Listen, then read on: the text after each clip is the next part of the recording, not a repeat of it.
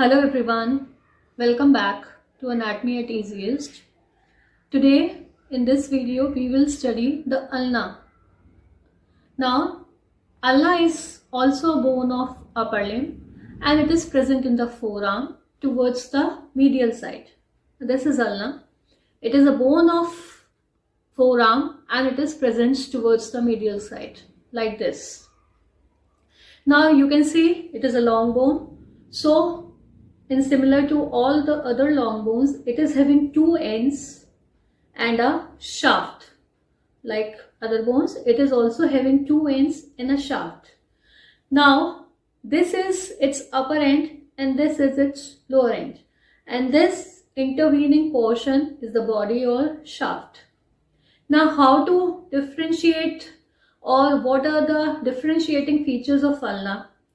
Onto the upper end, a upward projection is present which first runs upwards, then it is sharply bent forward to form a beak-like process. You can see here, this is running upwards, then it is bending forwards. So this is a beak-like process. Another process, this one, which is shelf-like and it is projecting anteriorly. So these two processes are present onto the upper end, which are respectively called as olecranon process and coronoid process. Apart from these two processes, two articular surfaces are present onto the upper end.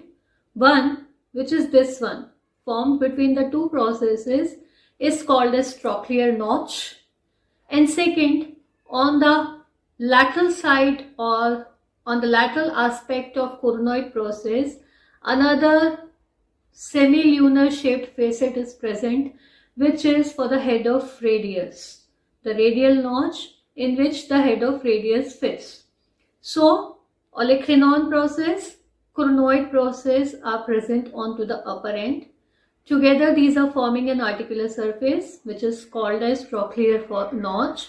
And onto the lateral aspect of coronoid process, another radial notch is present, onto which the head of radius articulates like this.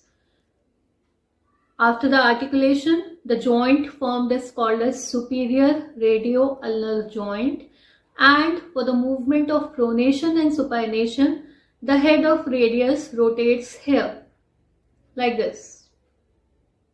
Now this trochlear notch and the olecranon process, they fit into the olecranon fossa, which is present onto the posterior aspect of lower end of humerus like this, and form the elbow joint. So this trochlear notch articulates with the trochlea of the humerus.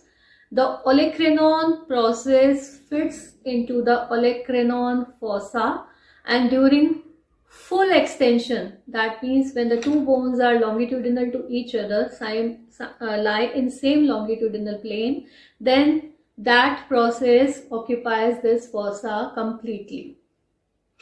Also, the whole elbow articulation is like this.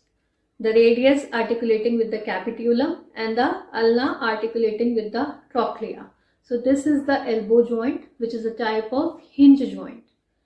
The superior radio-ulnar joint is a type of pivot joint, this one. Now, after the joints, we come back again to the processes. The olecranon process, it is having 5 surfaces. You can very well identify them by the position. Anterior, part of trochlear notch, this is superior, the lateral, medial and posterior. Similarly, coronoid process, superior, lateral, medial and the antero-inferior. Now onto the antero-inferior aspect of coronoid process, a depression, rough depression is present, which is called as ulnar tuberosity. Ulnar tuberosity. Onto the inferior aspect of radial notch is present onto the lateral aspect of coronoid process. A depression is present which lodges the radial tuberosity. Radial tuberosity, as discussed in radius, is present on radius bone.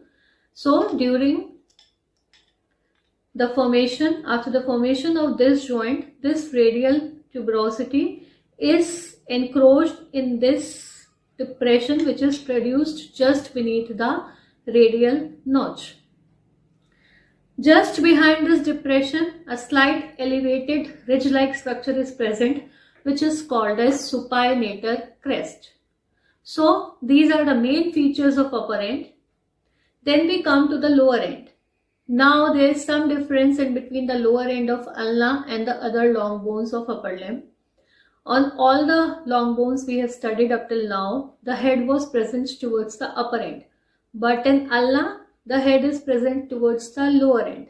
So it is very easy to discriminate. This is the head, the rounded portion, and a small projection is projecting posterior-medial to the head, which is called as the styloid process. Styloid process was also present in radius on the lower end. And after articulation of these bones, the styloid process of radius lies around 0.5 centimeters below to the styloid process of ulna. And also the head of ulna articulates onto the ulnar notch which is present onto the medial aspect of lower end of radius to form the inferior radio-ulnar joint. So onto the lower end, only two structures, the head of ulna and the styloid process. Now the shaft, about the shaft is this one. Similar to radius, shaft is also having three borders and three surfaces. Anterior border again, then posterior border posteriorly, and the lateral border. Lateral border is also called as introitious border. The sharpest of all the three borders, the border is the introitious border. Now the surfaces, anterior surface, posterior surface and medial surface. The surface present between the lateral border and anterior border is the anterior surface, this one. The surface present between the lateral border and the posterior border, this one, is the posterior surface, and the surface present between the posterior border and anterior border is the medial surface. On the basis of all these points, we can easily determine the side of ulna. Like, you have to keep the upper end towards the upper side, that is the hook-like notch is present anteriorly and upwards.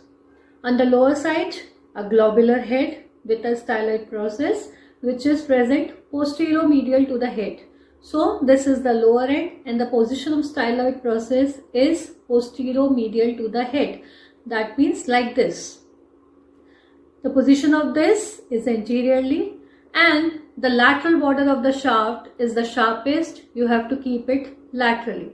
So the side determination of this side is upper end, lower and the lateral border, and as it is the medial bone of forearm, so this is the bone of left side.